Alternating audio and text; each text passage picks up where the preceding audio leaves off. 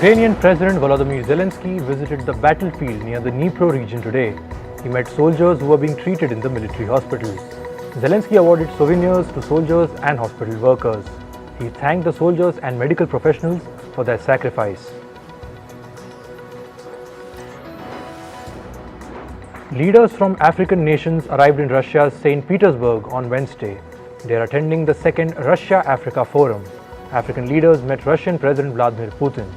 A possible return of Russia to the Black Sea grain deal is also likely to be discussed. The leaders will also discuss the situation of Russia's ongoing war in Ukraine. Meanwhile, President Putin met with leaders from the African Union. He said, and I quote, "Russia supports full membership for the African Union to the G20 group." He further said that the decision could be taken in September in India. Remember, India hosts the presidency of the G20 this year. The G20 summit will be held in India's capital, New Delhi, in September. North Korea's leader Kim Jong-un gave a tour of a warehouse to Russia's Defense Minister Sergei Shoigu. Kim showed Shoigu North Korea's ballistic missiles and drones. The missiles that were displayed have been banned by the UN Security Council. North Korea will also show these weapons to its people in a military parade. The parade will commemorate the 70th anniversary of the Korean War. Niger's president, Mohamed Bazoum, was removed from power on Wednesday. His presidential palace was stormed by soldiers from the Nigerian army in a military coup. After taking control, Niger's army has closed its international borders. Meanwhile, protests have erupted in the West African nation. Demonstrators are demanding the release of President Bazoum.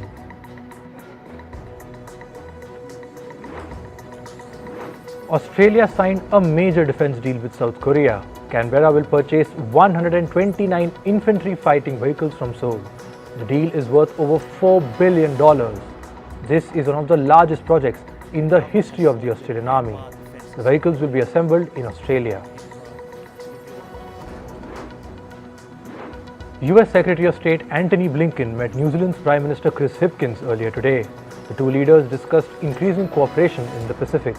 This comes as the US invited New Zealand to be a part of the AUKUS alliance.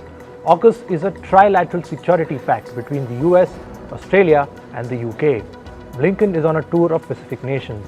He will next visit Australia.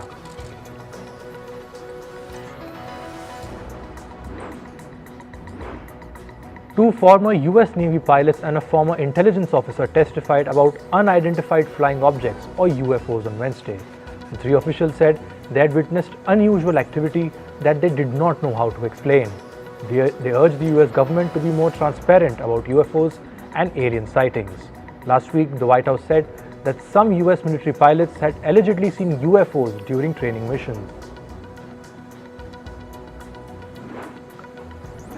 The top portion of a construction crane collapsed in New York City on Wednesday. At least 6 people were injured as the broken crane hit a high-rise building before falling onto the streets during rush hour. New York officials have cordoned off the area for public use. The cause of the crane collapse is still being investigated.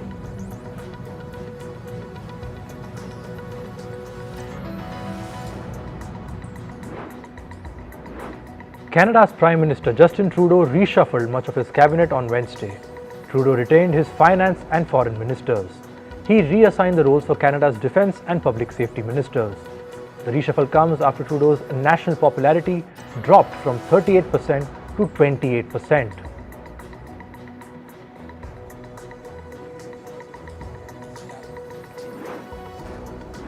A riot broke out in a prison in Brazil's western town of Rio Branco today. At least 3 people were injured. The riot began after some inmates took 2 police officers as hostage. This is according to government officials. Brazil's armed forces have been deployed in heavy numbers to curb further violence. Protesters clashed with the police in the Latin American nation of Peru on Wednesday. Peru's police officials fired tear gas to disperse the crowd. The protests erupted outside the building of the Congress over the selection of a new board. Demonstrators alleged that Peru's Communist Party formed an alliance with a right-wing party after years of rivalry. Protesters say the ministers formed the alliance just to gain access to power.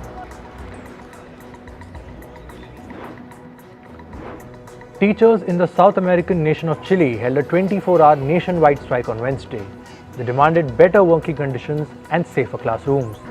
They urged the government to pay the debt owed to teachers since the year 1981. Chilean teachers are expected to hold another 48-hour-long strike in the month of August. In climate, a heat wave has dramatically worsened water scarcity in Afghanistan. Massive shortages have forced residents of Kabul to pay high prices or travel long distance to get access to water. People were seen queuing up outside a wedding hall to get free water. These queues even blocked a road. The streets of Greek capital Athens are empty as a heat wave continues to grip the country. Temperatures soared to as high as 43 degrees Celsius. It has forced residents to cut back on outdoor activities. The Greek Meteorological Service forecasts temperature in some parts of the region as high as 45 degrees Celsius. Heat waves have swept the European region. It has sparked wildfires and smashed temperature records. In 2020, Barcelona's local council set up a network of facilities to act as so-called climate shelters.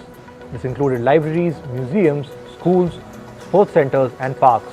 It offers locals an easily accessible escape from sizzling temperatures.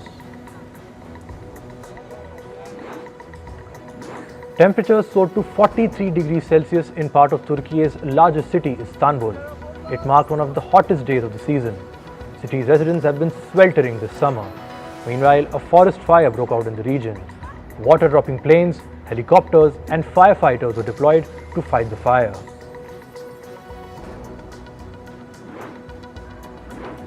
Clouds of smoke from wildfires billowed in the countryside of Syria's Mediterranean port city of Latakia.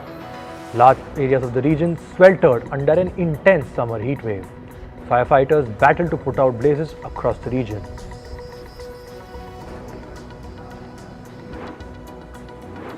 A new footage shows the extent of devastation caused by a wildfire in Sicily. It has turned the hills surrounding the 5th century BC temple of Segesta into ash. The Sicilian archaeological site was temporarily closed to carry out checks for potential damage. The wildfires in Italy's southern island of Sicily have killed 3 elderly people so far. Hundreds of vehicles were submerged in a commercial neighborhood in the Noida city in the Indian state of Uttar Pradesh. This is after the Hindon River overflowed. People living near its banks had to move to higher ground.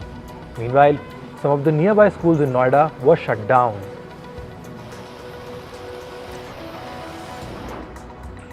On to business and tech now. According to reports, Netflix is restructuring its advertising partnership with Microsoft. This is for its lower-priced ad-supported subscription plan. Last year, the streaming company launched the $7 monthly plan with commercials in 12 markets.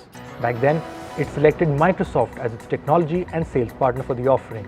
However, Netflix is now reworking the agreement to reduce the revenue guarantee due to slowing growth of the ad tier.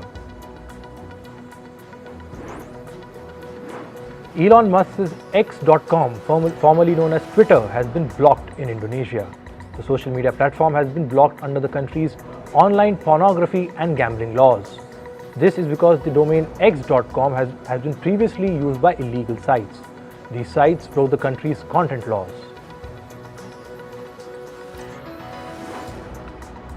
Reports say Microsoft will provide artificial intelligence technology to the Japanese government.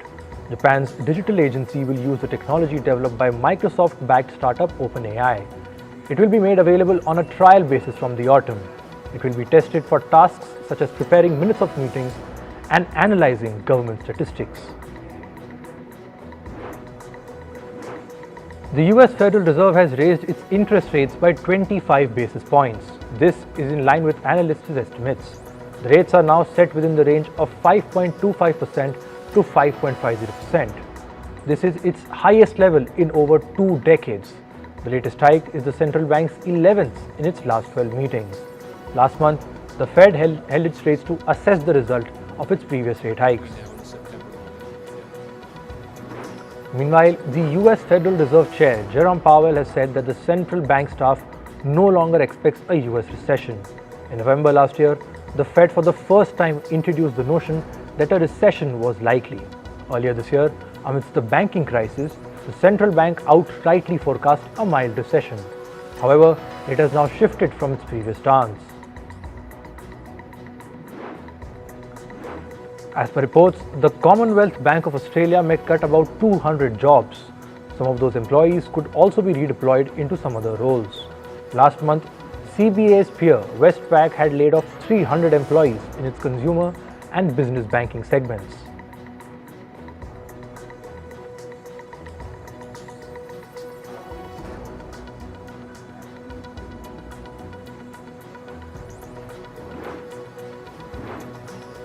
A subsidiary of Taiwanese firm Foxconn is in talks with the Indian state of Tamil Nadu. This is to build a new plant for electronic components in the state. Foxconn Industrial Internet has reportedly shared a plan to invest about $200 million in the facility.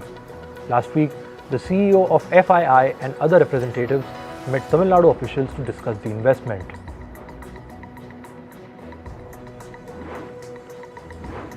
Cryptocurrency exchange Binance has withdrawn its application for a crypto license in Germany. Earlier, German regulators had reportedly told the company they would not grant it a crypto custody license. The company and its CEO, Changpeng Zhao, have been under pressure since last month. This is ever since US regulators sued Binance for operating a quote-unquote web of deception. A US Congressional committee advanced a bill on Wednesday. The bill aims to develop a regulatory framework for cryptocurrencies.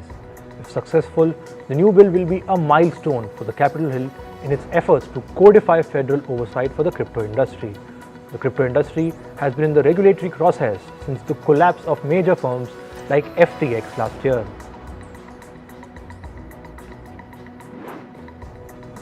A US judge has said he will consider jailing Sam Bankman-Fried ahead of its trial. His bail conditions have also been tightened. The judge has restricted Bankman-Fried's ability to communicate publicly. He has been accused of crossing a line by sharing his former romantic partner Caroline Ellison's personal writings with a reporter. Prosecutors say this is his second instance of witness tampering. Sam Bankman-Fried was the founder of the fallen crypto firm FTX.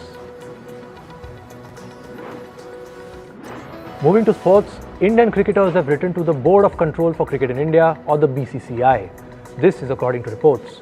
The letter was after their flight got delayed for several hours ahead of the first one-day match against the West Indies. The players were supposed to travel at night after the Test series ended. They landed in Barbados for the ODI match early in the morning without ample sleep. The Indian team members requested the BCCI to not book midnight flights so they could get time to rest between the matches. England Test cricket captain Ben Stokes will go on a 6-month break to resolve his knee problem. This means Stokes may not play until England's first Test in India in January. The 32-year-old bowled only 38 overs in the Ashes this year due to the knee injury. In football, the reigning champions US drew 1-1 with the Netherlands in the FIFA Women's World Cup. Dutch midfielder Jill Rood scored in the 17th minute. American player Lindsey Horan scored in the second half to level the scores. This is the first time the Americans were held in a World Cup draw since the year 2015. The Indian team have gotten a green light from the Sports Ministry to compete in the 2023 Asian Games. Both the men's and the women's team will travel to China to participate in the event. The teams got an exemption from the Sports Ministry despite not meeting the ranking criteria. Sports Minister Anurag Thakur tweeted the rules were relaxed given their recent performances. English Premier League club Arsenal won 5-3 against Barcelona in a pre-season friendly in Los Angeles. Leandro Trossard, who was signed in January, contributed 2 goals in Arsenal's victory. Arsenal have only beaten Barcelona once in their last 9 attempts in the Champions League. Spanish football club Real Madrid won 2-0 against Manchester United in a pre-season friendly in Houston on Wednesday. Jude Bellingham, who joined Madrid in June, scored his first goal within just 6 minutes.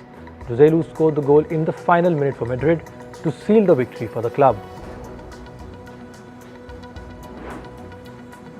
French striker Kylian Mbappe refused to meet with Al Hilal officials for talks in Paris. The Saudi club have offered a record-breaking fee to the PSG striker for his transfer to Saudi Arabia. According to a newspaper, Mbappe had never considered the move as an option.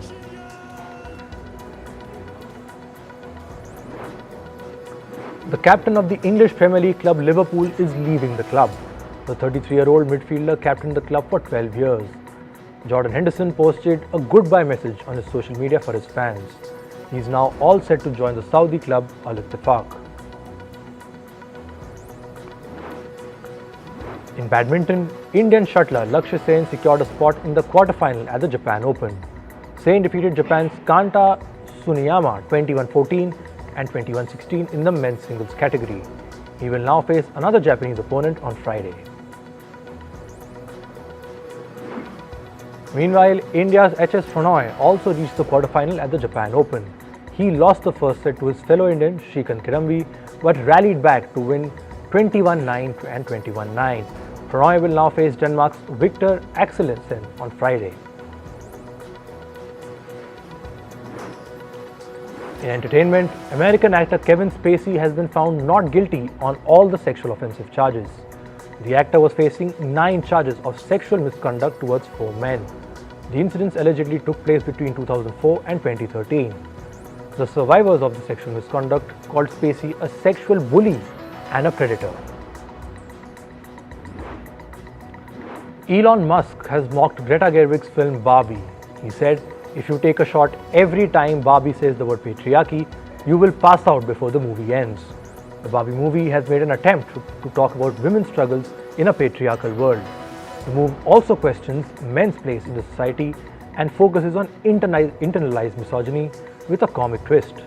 The movie has made more than $400 million at the international box office. Father of the atomic bomb, J. Robert Oppenheimer's grandson, has spoken up about a part of the movie that he thought was inaccurate. Charles Oppenheimer pointed out that the part he liked the least was the poison apple reference. He said, and I quote, "There is no record of him trying to kill somebody. That's a really serious accusation. There is not a single enemy or a friend of Robert Oppenheimer who considered it true." As Hollywood writers and actors continue to strike to demand higher pay, Netflix has posted a new job profile. The streaming platform is looking for a machine learning project manager and is willing to offer a compensation between $300,000 to the Screen Actors Guild. 87% of the union's actors make less than $26,000 in a year. The use of artificial intelligence or AI in the production of movies and series has been a major bone of contention for striking actors and writers. Paramount Pictures and Nickelodeon Movies are working on a sequel of Teenage Mutant Ninja Turtles: Mutant Mayhem. A 2-season series has been planned which will be a bridge between the films. Filmmakers say that Ninja Turtles Leo, Raph, Donnie and Mikey will be challenged like never before.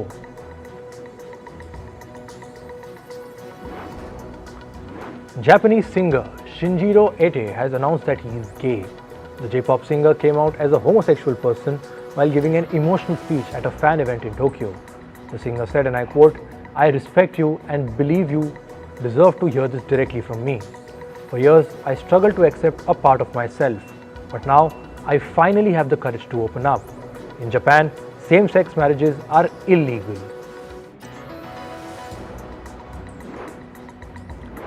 Singer Beyoncé's mother, Tina Knowles, and her husband, Richard Lawson, have separated after 8 years of marriage. Knowles filed for divorce citing irreconcilable differences as the reason for separation. She has also asked the court to restore her name to Celestine Knowles. Tina Knowles and Richard Lawson got married in 2015 after dating for 2 years. American actor Ethan Slater has filed for divorce from his wife Lily J after 4 years of marriage. This comes amid rumors that the actor is romantically involved with singer Ariana Grande. This also happened just days after Grande parted ways from her husband Dalton Gomez. Slater and Grande are co-stars for their upcoming movie Wicked. Irish singer and songwriter Sinead O'Connor has died at the age of 56. The singer became famous in her mid-20s. She is known for being vocal about her private struggles and her fierce and expressive music. A few years ago, O'Connor revealed that she was diagnosed with bipolar disorder. The singer's teenage son died by suicide last year.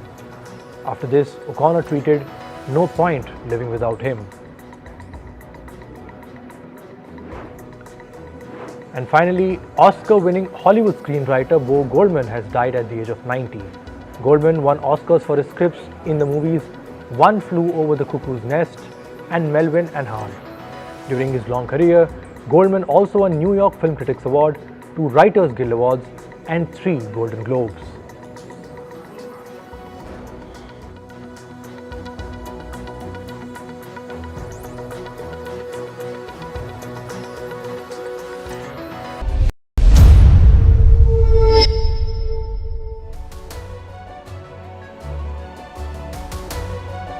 Hello, Namaskar. This is Firstpost and you're watching Vantage with me, Palki Sharma.